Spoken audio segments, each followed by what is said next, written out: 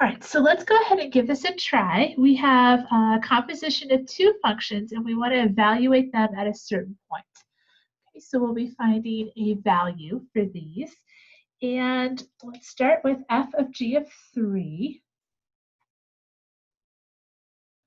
Okay, and this works just like order of operations does, in that we're going to start with the part that's in the inside the most.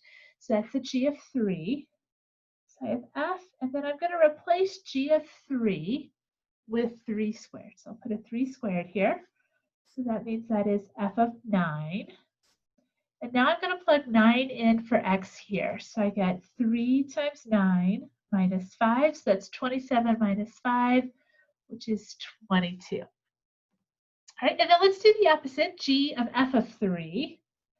So it turns out that these are different. They can possibly be the same sometimes, but most often they're going to be different. So if you see f of g of 3 and then g of f of 3 or anything like that that's using those same numbers, you should make both of those calculations. Don't assume that they're going to be the same. And again, we'll start with this part that's the most inside. So that'll be the f of 3 this time. So I'll put 3 in for x. So I have 3 times 3 minus 5. That's 9 minus 5 is 4. That gives me g of 4. And I'll plug 4 in for x. That gives me 4 squared, which is 16. All right, so I'd like you to go ahead and try this with number 2, and then we'll come back and take a look at that together, as well as tackle number 3. So go ahead, pause that video, give that a try.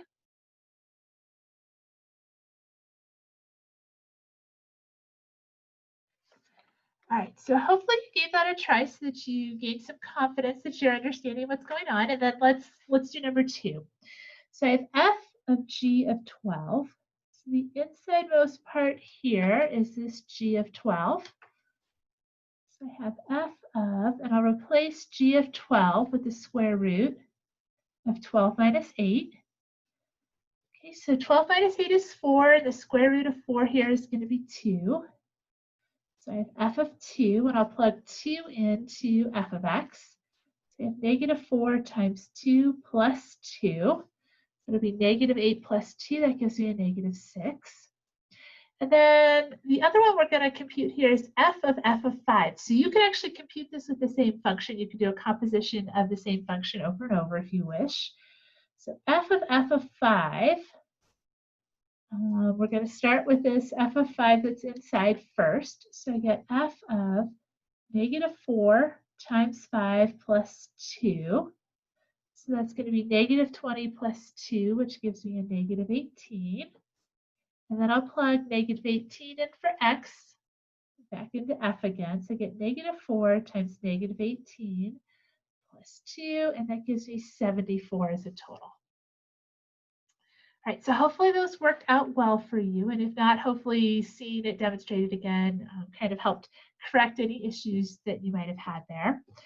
Number 3, h of g of f of 2. So we're going to compose 3 functions together. And again, we're going to start with the one that is the most inside.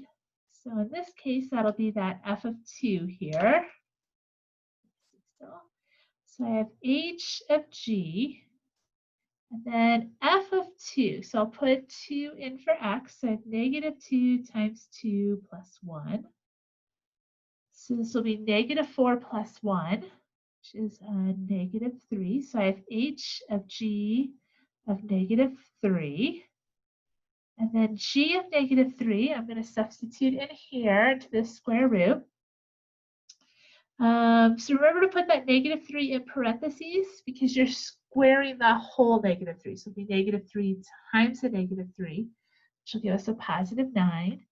And we'll subtract off 5, so that gives us 4.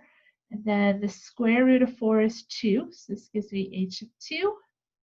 And then I'll plug 2 in for x, so I get 5 times 2 is 10. All right. Okay, so that's a composition of 3 functions. And then let's do this one, f of 4h of 3, okay? So f times 4 times h of 3. That h of 3 is kind of that insidemost part. That's where we'll start. So I have f of 4 times, now h of 3 is 5 times 3. And that 4 is actually just being multiplied by h of 3. So if h of 3 is 5 times 3, which is 15, we'll multiply that by 4, which gives me 60. So really what I have here is f of 60. And that'll be negative 2 times 60 plus 1, which gives me negative 119. All right, so that is how we approach this if we're just looking for a singular value in our composition.